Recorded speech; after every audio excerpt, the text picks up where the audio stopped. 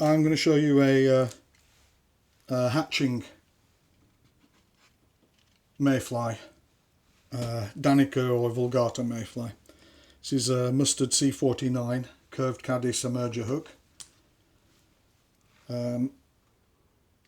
Let's attach the tying thread. Now we want a long, slim, tapered body on this that will hang under the surface.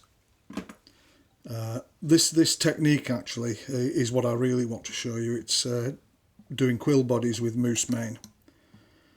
Now we want a fine taper from the base of the hook, from the bend up to the thorax. Now for this I'm going to use moose mane. When you're buying moose mane, what you want is the longest hair you can find. That gives you the opportunity to tie larger flies, of course, better, but larger bodies. And you want to look for what I call the salt and pepper mix of colour, which is everything from white to grey to black, brown. And make sure when you're buying them that the white hairs are all the way white and the black are all the way black. At least that you have enough of them that are like that. Now because again you can vary, you can use one dark hair, one light hair, then you get an even segmented body. There we go. But for the Vulgata Danica, I like to use 2 white, 1 black. So you don't even up the points of the hair. What you have to do is kind of even up the tips. I'll just do that now. The butt ends. There we go.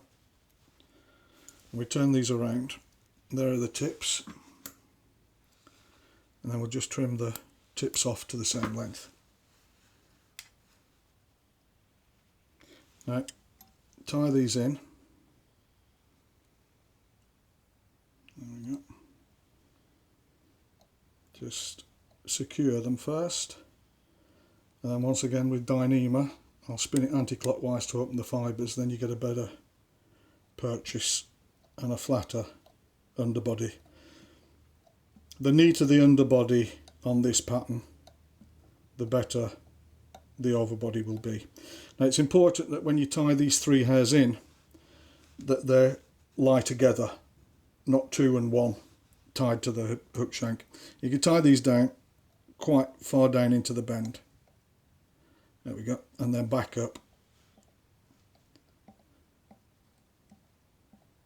Just securing the tips and up to just about the thorax.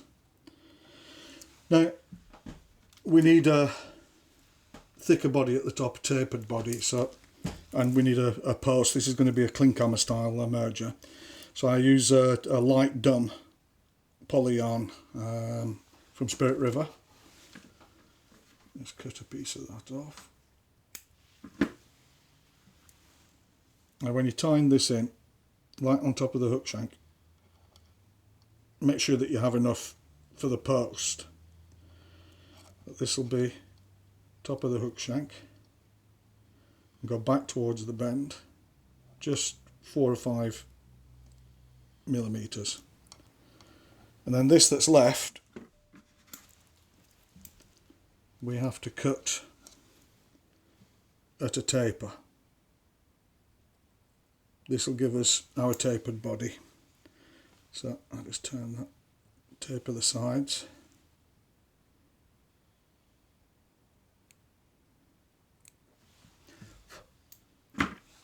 Then again, spin the Dyneema to the left.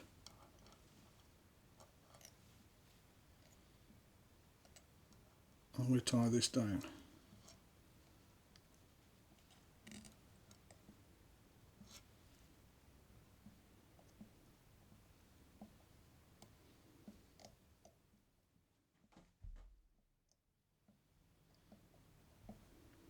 All the way down again.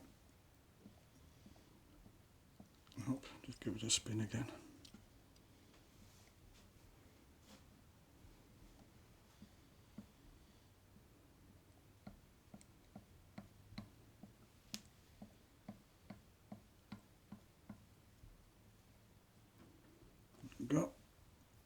make sure that the post is in the correct position. I could move that a little bit further forward. And then outside. Now, when we're wrapping the moose mane, again, you have to keep all 3 hairs parallel with each other, so you have to do it hand over hand. If you do it like this, they will twist and you won't get the fine segmented body. So you take all 3 hairs. I like to just tip the hook on the side a little there. Now the first turn is the most difficult to get them in position, but once that's done,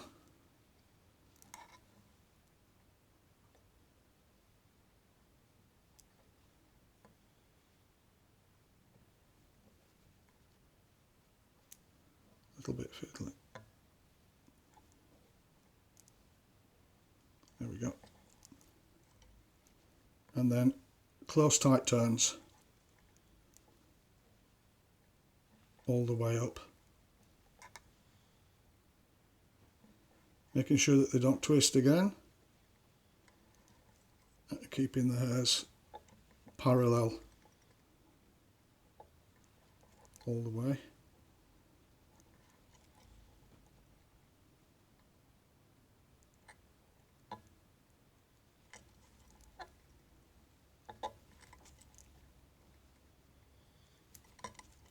These hairs are surprisingly robust, so I don't coat them with anything, but if you wish you can give them a coat with a UV resin or varnish, whatever you like. So up to that, then bring the tying thread back, tie them off. Just secure them in the front of the post. You can remove them. So we then need a little drop of varnish just at the base of the post.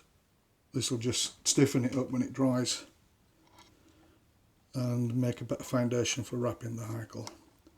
So we go around the post upwards over where we've applied the varnish to give us enough room to wind the hackle, and then we take a hackle I prepared earlier. Now I'm going to spin the dyneema clockwise because I want this tight. Right.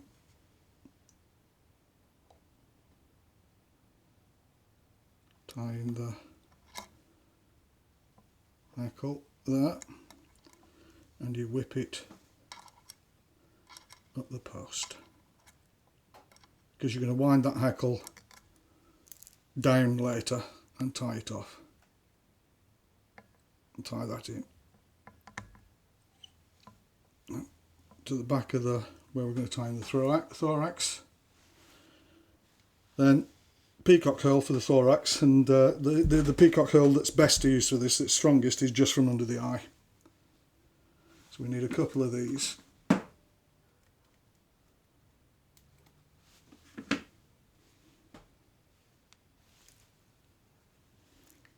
Tie these in.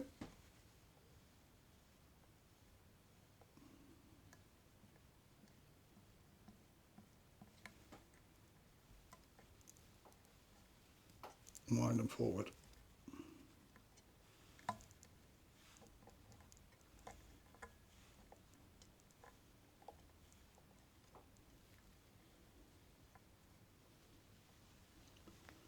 few turns behind the peacock herl, a few turns in front.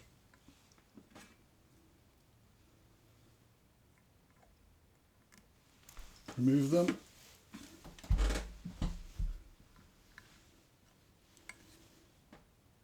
whip finish.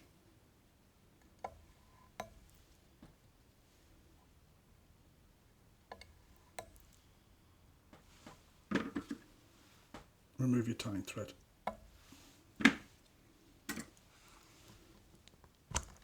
Take the fly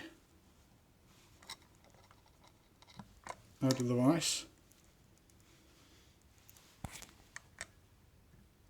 turn it on its side, and secure again. Take your tying thread,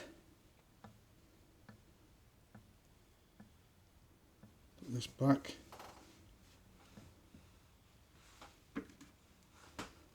on the post, and wind it right down into the thorax. So now take our hackle, and each turn start right at the top of the base that you built up for the post, and with each turn go down under the last turn.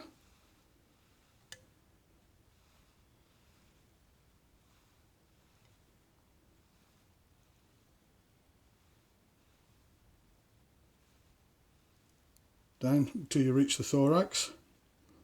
Spin my tying thread again. I want this tight, once above the hackle and once below the hackle. Then we can remove this.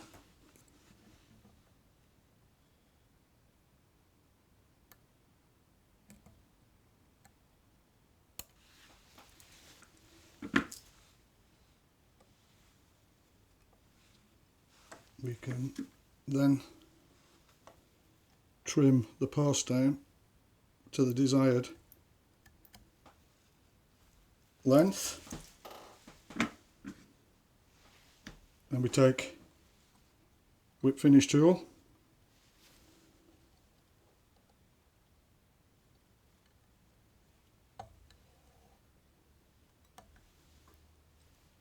and we make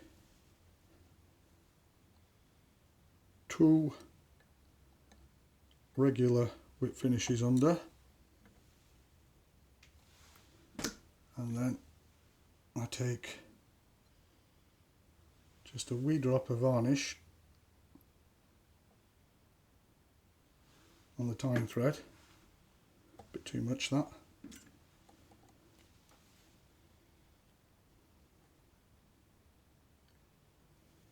and I make the last whip finish with the varnish on.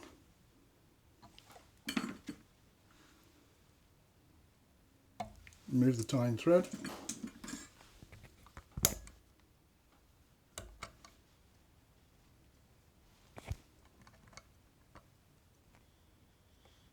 and that's the finished moose mane Vulgata emerger.